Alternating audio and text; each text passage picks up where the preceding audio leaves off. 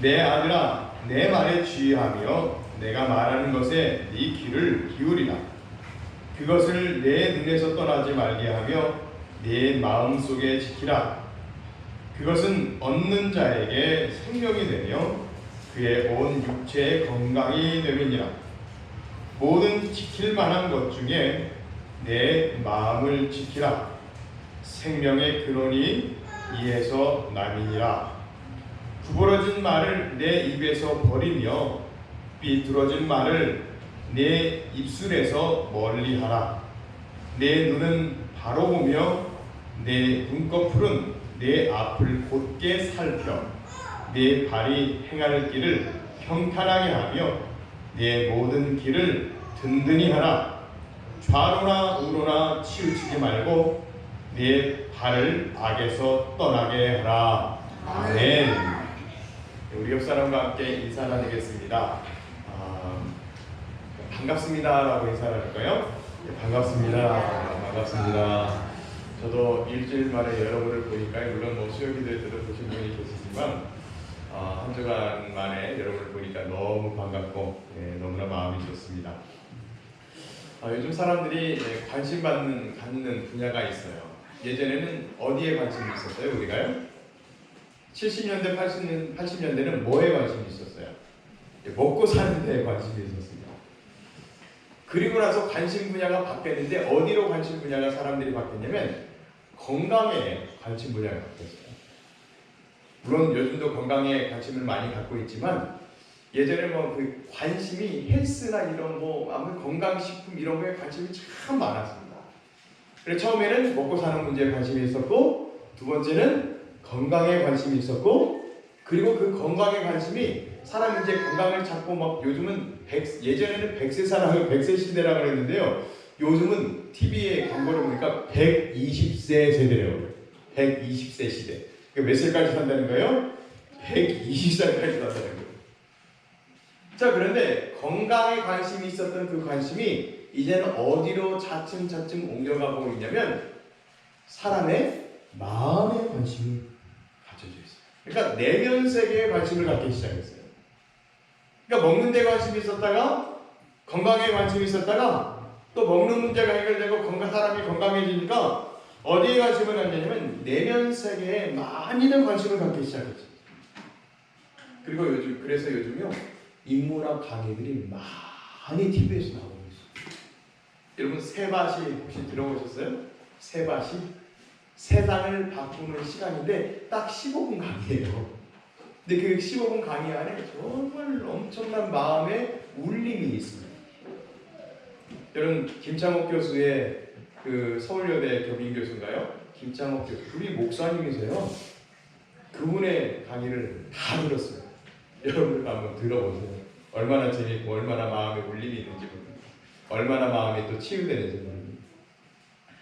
자, 인간의 내면 세계가 황폐해지고 이그러졌을 때 치유할 수 있는 방법이 무엇일까 우리가 고민해야 됩니다. 여러분 사람은 상처받고 살 수밖에 없는 존재예요. 그렇죠?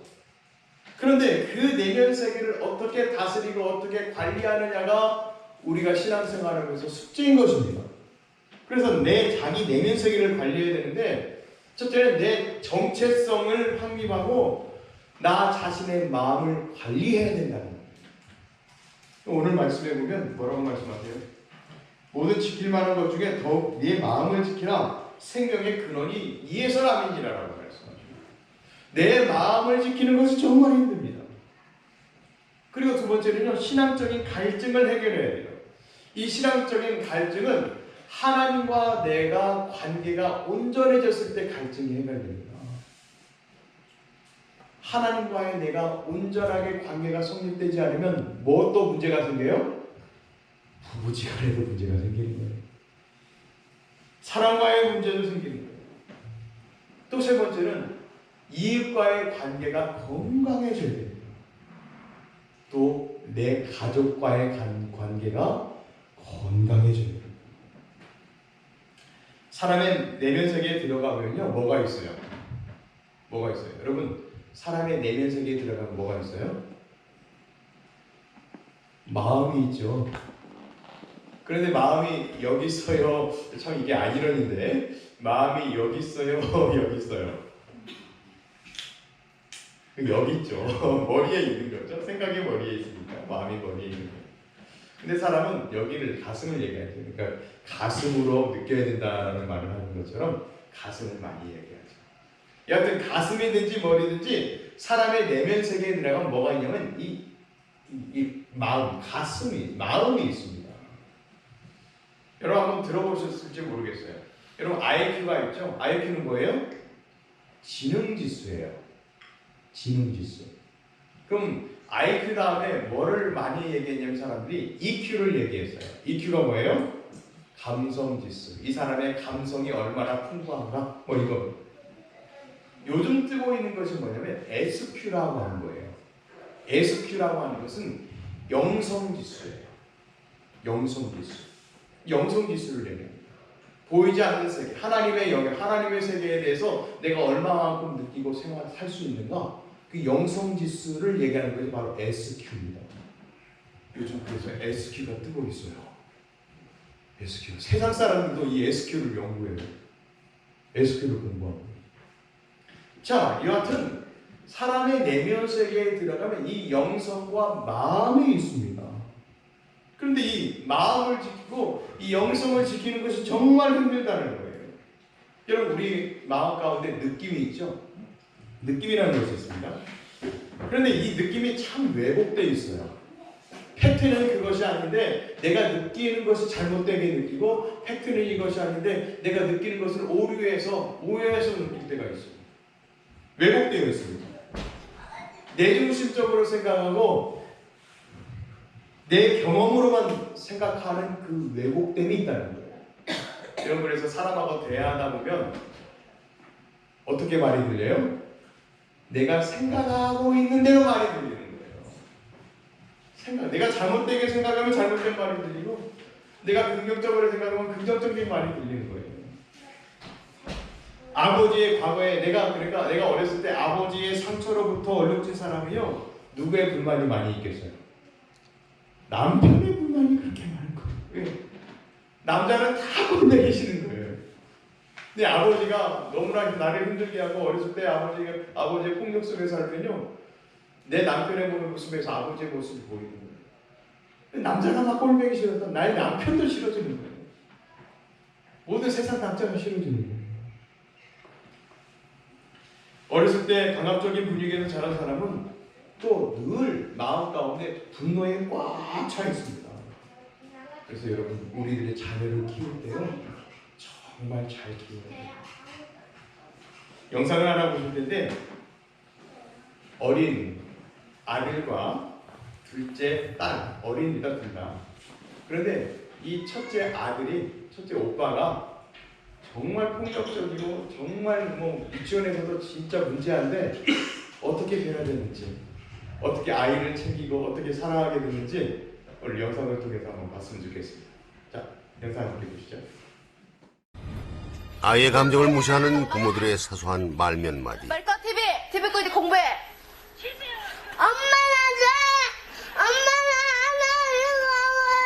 그 몇 마디 말이 때론 아이에게 극심한 분노와 공포를 가져다 줄 수도 있습니다. 엄마는 날 좋아해. 엄마 날 좋아한다고. 엄마는 날 좋아한다. 너 게임하지 말라 그랬어. 왜 이렇게 아이 키우는 일이 힘이 들까요?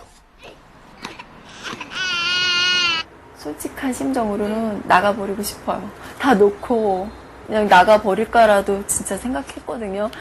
그렇지 않으면 차라리 내가 왜 낳았을까. 안 낳을걸. 그런 생각도 진짜 들 때가 있어요. 심할 땐. 5살 주은이와 2살 터울의 여동생 이수를 키우고 있는 주부 민영재 씨. 요즘 들어 아들 걱정이 많습니다. 엄마는 이것도 동생이 생긴 후로 사사건건 트집을 잡고 수시로 엄마의 애정을 확인하려 하는 주은이. 알 수 있었다고. 엄마는 자연토해쟁이. 한 번 화가 나면 좀처럼 풀 줄을 모릅니다.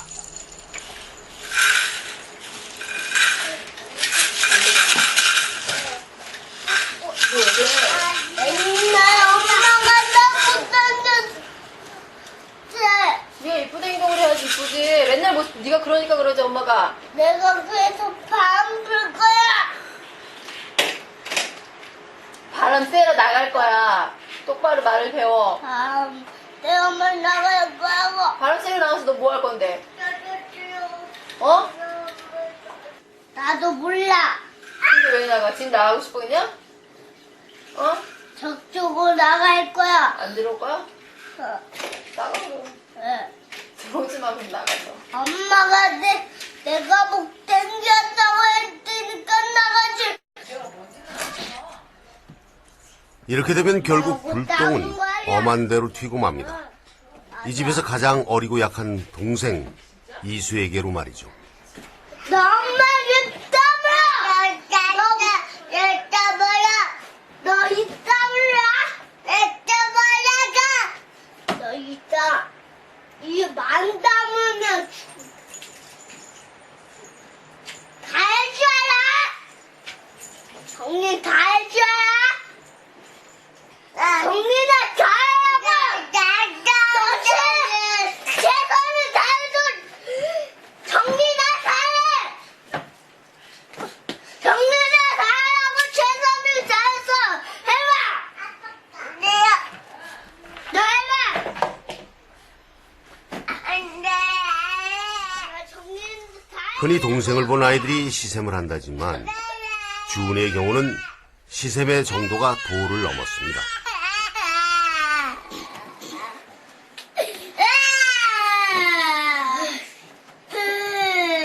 왜 그랬어? 어? 주은이가 뭐야 오빠지. 맨날 주은이 주은하니까 오빠 또 나가냐. 또 주은이 너 왜 자꾸 그러는데? 어? 방금 못 챙겼다고 했잖아. 아유 멋져. 잘생겼어. 엄마가 미안해. 너 잘생겼어. 부모의 양해를 얻어 집에 CCTV를 설치했습니다.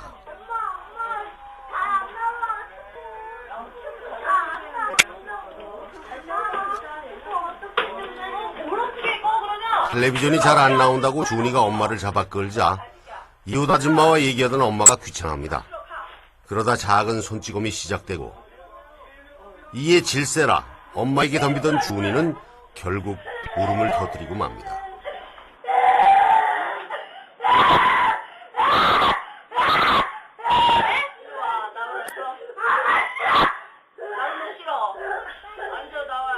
이웃이 찾아왔음에도 불구하고 마치 늘 있는 일처럼 엄마는 주은이를 야단칩니다.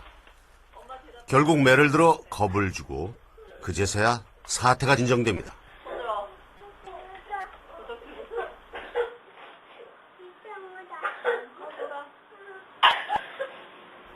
주은이는 5분이 넘도록 손을 들고 있었습니다. 하지만 이렇게 혼을 내는 엄마 마음도 편치만은 않습니다. 왜 그랬던 거야? 얘기해봐 빨리.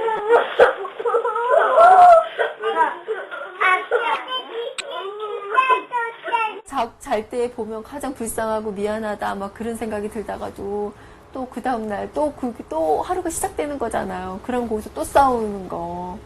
그게 거의 반복적인 것 같아요. 5살 주은이는 유치원에 다니고 있었습니다. 그런데 수업 시간에 친구들을 괴롭히는 모습이 예사롭지 않습니다.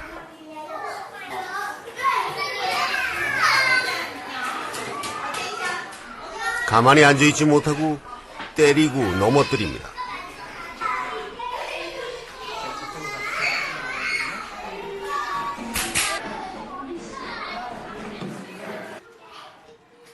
결국 친구들이 모두 피해버리고 주은이만 외톨이가 되었습니다.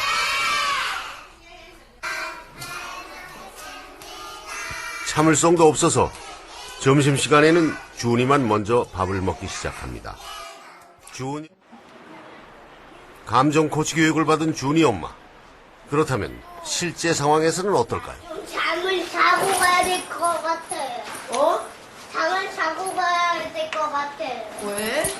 주은이 들렸구나. 그러면 가서 손 예쁘게 씻고 오세요. 힘들어. 힘들어? 유치원 다니는 게 힘드는. 너무 힘들구나. 얘는 파랑이. 감정 코치에 한 발짝 다가간 주은이 엄마. 주은이의 질투 대상이었던 동생에 대한 감정도 읽어주기 시작합니다. 뭐 말았어요. 오빠를 힘들게 하는구나. 이거 갖고 가가지고 금이수하고 금준 민영지 좀 해주면 안 될까? 가서 해주세요. 그리고 애를 이해해주는 거잖아요. 그리고 그러면은 이제 주은이 같은 경우는 근데 그런 어투 있잖아요. 하시라는 말투로 그렇게가 정말 힘든 거예요. 그게 뭐 했구나라는 말이 제가 안 쓰던 말이니까 이게 이제 딱 이렇게 생각을 하고 사용해야지 되는데 그 또 생각 안 하고 할 때는 막 또 항상 평상어로 사용을 하게 되더라고요. 그런 거 보니까 약간 그걸 하게 되면 애가 바뀌긴 바뀔 것 같아요. 주은이가 이수랑 싸우면 엄마가 뭐라고? 응? 혼냈어? 근데 지금은 안 혼냈어? 옛날엔 어떻게 혼냈어요? 아주 아프게. 응? 아주 아프게. 아주 아프게? 아주 많이. 아주 많이? 말 안 돼서 계속. 지금은? 안 그래. 지금은 안 그래요? 네. 2달 후 틈만 나면 동생과 싸우던 주은이는 어떻게 됐을까요? 엄마가 잠시 외출한 사이 동생 이수가 떼를 쓰며 울기 시작했습니다.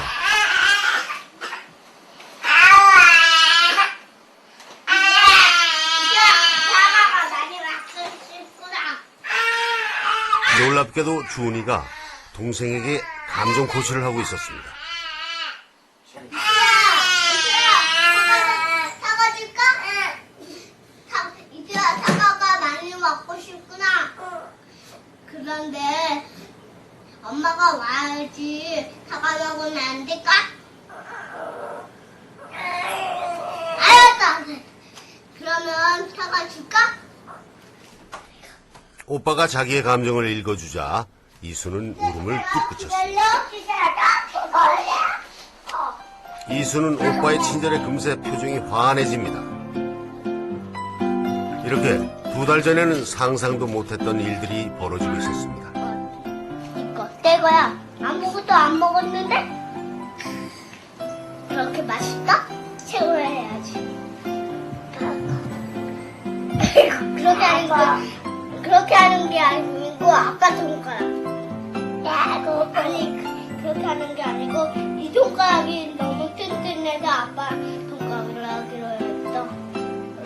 엄마, 알콜 좀 갖고. 남매를 이토록 달라지게 한 것은 무엇일까요? 애기들이 우리가 생각할 때 어떻게 보면 모르고 이렇게 해도 되겠지, 이렇게 그냥 내가 편하기 위해서 대하는 부분이 많았다면은 그게 진짜 아니구나, 그런 걸 더 많이 느끼게 됐어요. 주은이를 고쳐주려고 성격을 그렇게 생각했지 저희는 저희의 그 양육 태도를 솔직히 생각을 안 했고 아기를 생각을 했었거든요. 근데 일단은 이번에 상담받고 막 프로그램을 느낀 거는 애가 문제가 아니고 부모가 바뀌어야 된다는 걸 절실히 느꼈지. 그렇다면 또래 관계에서는 어떤 변화가 있었을까요? 유치원의 점심시간, 그새 배고픔을 못 참고 혼자서 점심을 먹던 주훈이가 이제는 친구들과 함께 먹기 위해 기다릴 줄도 아는 어린이가 되어 있었습니다.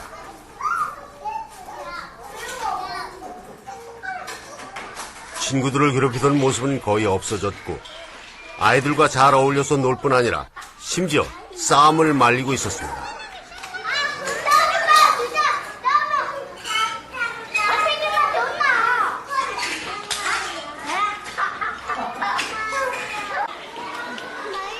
상대방의 감정을 읽고 배려할 줄 아는 마음이 생겨난 것입니다.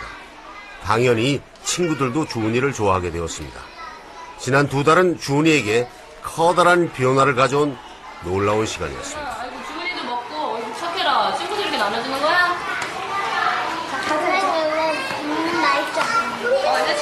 또 아이스크림 먹는 거 보고 진짜 놀랐어요. 왜요? 아까 아이스크림 친구들 막 나눠주는 거, 그전에는 나누는 걸 몰랐어요.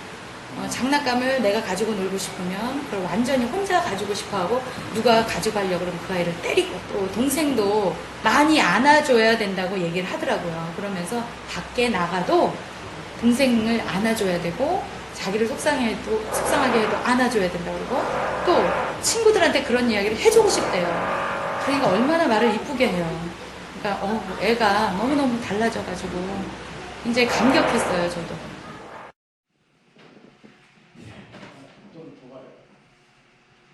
여기까지 보겠습니다. 예, 여러분 잘 보셨어요? 가정이 지옥인 것은 누구 탓이에요? 부모 탓이에요. 내 탓이에요. 내 탓. 이 아이가 어떻게 변했을까요? 부모의 말 한마디 때문에 변했어요.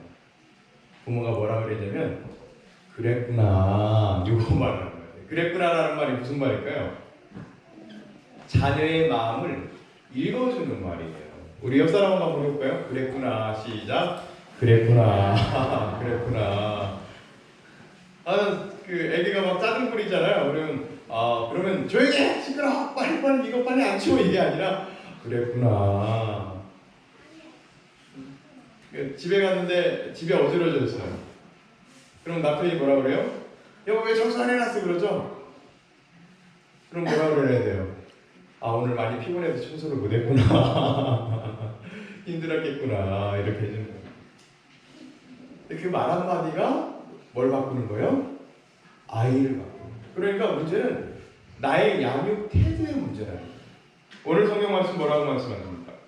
오늘 본문 말씀 잠언 4장 24절 말씀에 보면 구부러진 말을 내 입에서 버리며 삐뚤어진 말을 내 입술에서 멀리하라고 말씀하세요.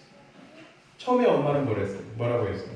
아들이 막 짜증내고 막 화내니까 똑바로 하라고 그러고 치우라고 그러고 울지 말라고 그러고. 여러분 자식 사랑하죠? 예전에 이런 광고가 있어요.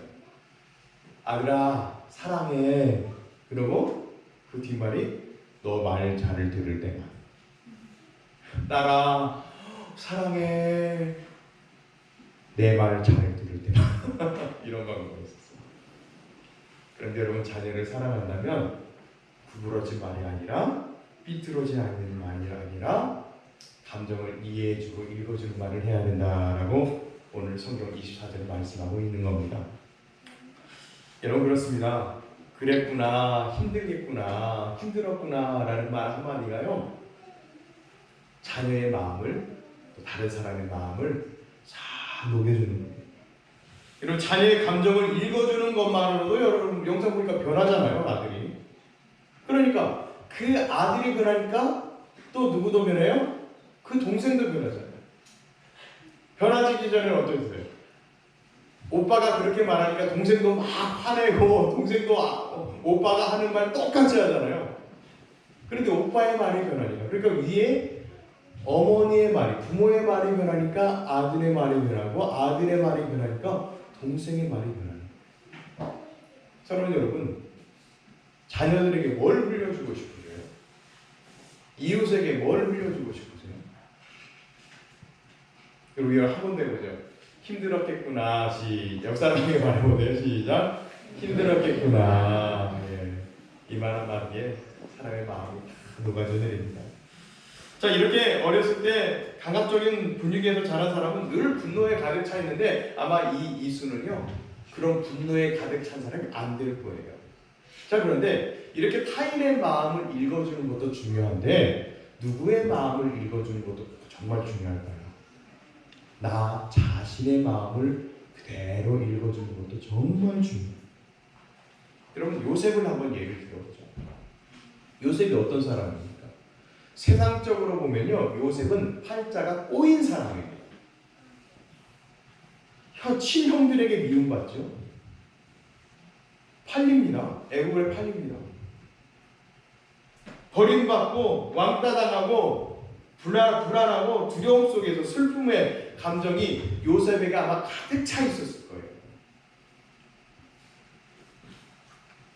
요셉의 경우에 자기 중심적인 생각에 매여 있었다면 자기를 팔았던 형들 또 자기를 감옥에서 바로 꺼내주지 않았던 쓸모없는 관원장에 대해서 복수하고 싶은 마음, 원망하고 불평하는 그 허무함이 이 요셉 자신의 생각을 다 지배했을 거예요. 여러분 그런데 느낌이나 내 생각, 내 감정에 치우치지 않고 있는 나의 현재의 모습을 그대로 보는 눈이 있어야 돼요. 이게 뭐예요? 나의 마음을 읽어주는 거예요. 여러분 나 자신에게 한번 해보세요. 여러분 요즘 보니까요 힘들지 않게 사는 사람 없더라고요. 다 힘들어요.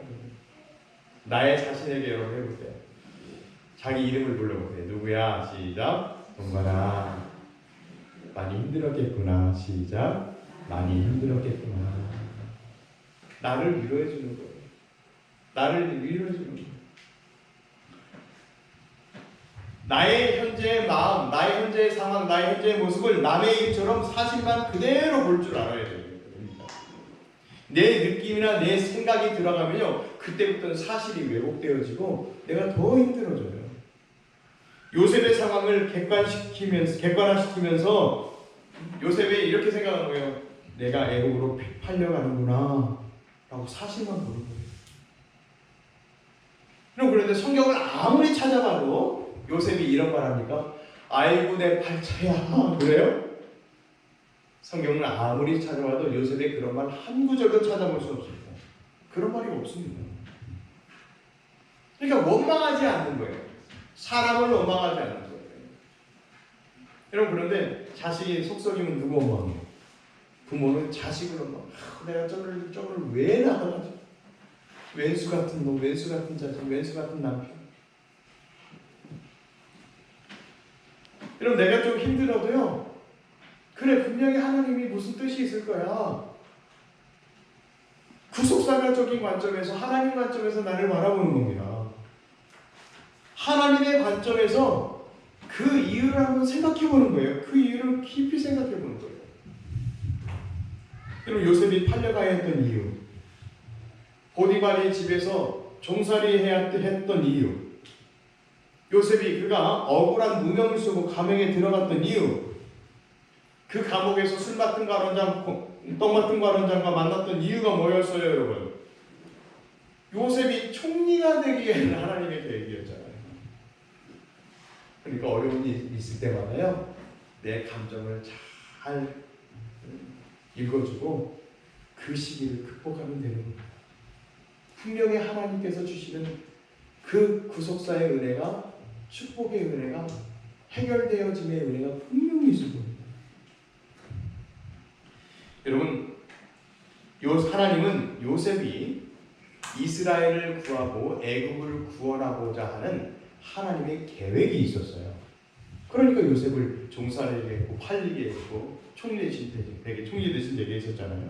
그런데 요셉이 꿈꾼 것은 있었지만 미래에 자기가 총리가 될 것이라는 것에 대해서는 구체적으로 알아요, 몰라요? 알았어요, 몰랐어요? 모르잖아요. 물론 요셉이 해와 달이 변하고 형들이 곁다리 절하는 그런 꿈은 있었지만, 꿈꾼 것은 있었지만 미래에 대해서 자기가 총리가 될지는 구체적으로 몰랐습니다.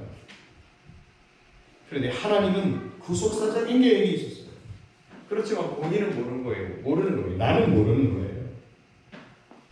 여러분, 구속사적인 사고라고 하는 것은 내가 하나님의 뜻을 모르지만 분명히 이 안에는 뭐가 있다? 하나님의 뜻이 있다라는 그런 관점을 바라보는 거예요.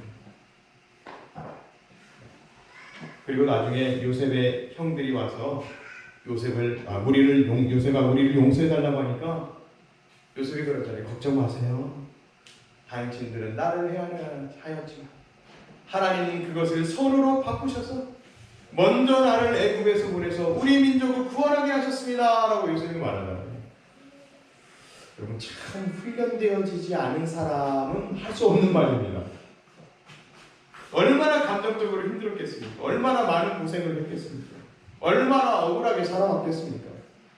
그럼에도 불구하고 형님들이 나를 판 것이 아니고 하나님께서 하셨습니다 라고 하는 거예요. 우리 한번 따라서 해볼까요? 아이고 하나님이 하셨습니다. 시작. 아이고 하나님이 하셨습니다. 하나님이 하셨습니다.